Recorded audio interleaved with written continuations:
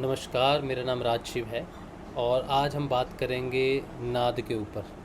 पहले तो बेसिक समझेंगे कि नाद क्या है और कैसे ये जानेंगे कि ये नाद ही है जो आपको सुनाई दे रहा है। और अगर आपको नाद नहीं सुनाई देता है तो नाद कैसे सुना जा सकता है। तो बेसिक जानते हैं नाद के बारे में। नाद जो है इसे ब्रह्मनाद भी कहते हैं, इसे मनोहर की मुरली भी कहते हैं, इंटरनल साउंड भी कहते हैं, अनहद नाद भी कहते हैं, अनहत नाद भी कहते हैं। नाद एक ऐसी ध्वनि है जो बिना किसी दो वस्तुओं के टकराए, दो चीज़ों के टकराए आपको सुनाई देती है। जनरली अगर मैं क्लैप करूं तो मेरे दो हाथ आपस में टकराते हैं तो एक ध्वनि होती है, लेकिन नाद एक ऐसी ध्वनि है जिससे पूरे ब्रह्मांड की रचना हुई है और ये किसी चीज़ से टकराने से ये ध्वनि उत्पन्न नहीं होती।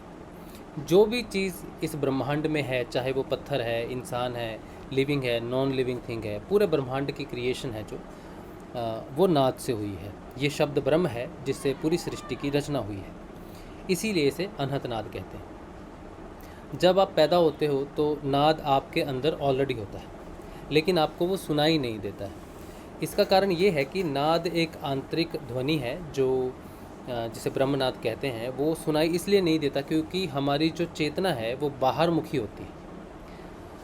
चेतना बाहर मुखी होने का मतलब है कि हमारी जो पंचेंद्रियां हैं, जिन्हें हम ज्ञान इंद्रियां कहते हैं, जैसे आँख, नाक, कान, ये सारी की सारी जो ज्ञान इंद्रियां हैं ये हमें बाहर की तरफ बाहर मुखी रखती हैं। तो हमें लगता है कि जो हम देखते हैं वही सत्य है, जगत सत्य है, और जो चीज़ हम सुनते या देखते हैं उस चीज़ पे विश्वास करते हैं, अपनी धारणा पक्की करते हैं, अपना जीवन आगे बढ़ाते हैं। लेकिन हम अपने आप को जानने की कोशिश नहीं करते।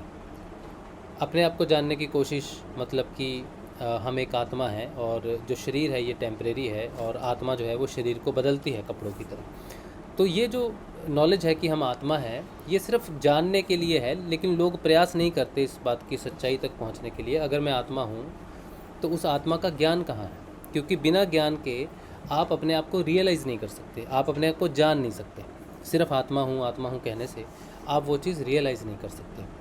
जब तक आपकी पांच इंद्रियां जो है इनसे आप मुक्त नहीं होते, तब तक आप अपने अंदर झांक नहीं सकते। अंदर झांकने का मतलब है कि कोई ऐसा ऐसा माध्यम होना चाहिए जो आपको आंतरिक कर दे, अंतर्मुखी कर दे। जब आप अंतर्मुखी हो जाओगे तब आपको अंदर की चीज़ें सुनाई देंगे। सबसे पहले आपको अंदर जो आपके विचार चलते रहते हैं, हमेशा वितर्क चलते रहते हैं, कर्मों का जो हज़ारों जन्म आपने लिए हैं उसका गिल्ट है, वो सारी चीज़ें अंदर चल रही हैं। उसके साथ ही नाद भी चल रहा है। तो नाद का इसका मतलब है कि नाद अगर हम सुनना शुरू करें, आत्मा की तरफ बढ़ना शुरू करें, तो अगर हम कंटिन्यूस नाद सुनेंगे तो हमें अंदर बहुत सारी चीज़ें हैं जो मिलेंगी नाद सुनते हुए।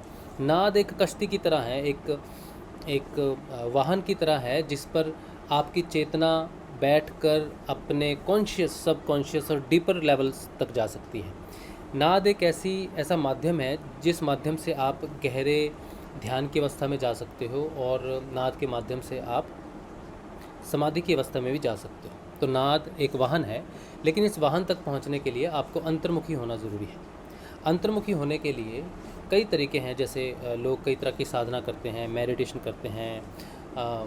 नाद सुनने के भी कई तरीके हैं जो लोग डायरेक्ट अपनाते हैं, लेकिन नाद कई बार अपने आप सुनने लग जाता है उन लोगों को जो बहुत समय से किसी एक मंत्र का जाप कर रहे हैं। जैसे वाहेगुरु वाहेगुरु जपते रहते हैं हमेशा, राम, राधे कृष्ण हरे कृष्ण, और कोई भी जो मंत्र है अगर आप उसको रेगुलरली जपते रहेंगे तो वो आपको एजपा लग जाता है उस चीज़ का। मतलब अगर आप होश में भी नहीं हैं, आप कोई काम कर रहे हैं, तब भी आपको वो मंत्र याद आने लगता है, वो अपने आप अंदर चलने लगता है, जिसे एजपा कहते हैं। यानी कि वो अपने आप अंदर जपने लगता है और आपको उसको जपने की ज़रूरत नहीं पड़ती, वो हमेशा आपके कॉन्शियस लेवल में रहता है।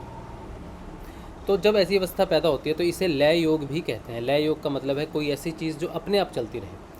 तो एजपा जाप का मतलब है कि जब आप कोई मंत्र बड़ी श्रद्धा से जपते हैं, या आपका कोई गुरु मंत्र, किसी गुरु है उसने आपको मंत्र दिया है और वो आपने बहुत ज़्यादा जपा है, दिन रात जपा है, तो उसका भी एजपा लगता है। जब वो एजपा लग जाता है तो कुछ समय के बाद वो एजपा जो लय योग है वो आपको अगली स्थिति में ले जाता है, जिसे नाद योग कहते हैं। नाद भी लय योग की ही एक कड़ी है।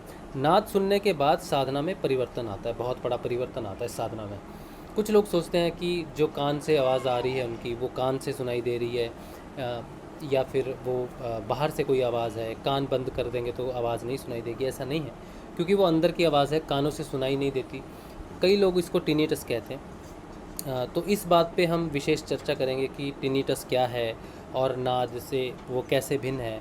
नाद को हम कैसे आइडेंटिफाई कर सकते हैं कि ये नाद ही है, टिनिटस नहीं है, और नाद के फ़ायदे क्या है, नाद क्यों सुनना चाहिए, मंत्र जाप के बाद नाद क्यों आता है, और नाद कैसे डीपर लेवल तक लेके जाता है, और नाद की साधना कैसे आपको बहुत सारी चीज़ों से, आपकी जो 5 ज्ञानेंद्रिय हैं उनसे मुक्त कर सकती है। तो अगले वीडियो में हम नाद पे और ज़्यादा चर्चा करेंगे और विस्तार में इसको जानेंगे। नमस्कार।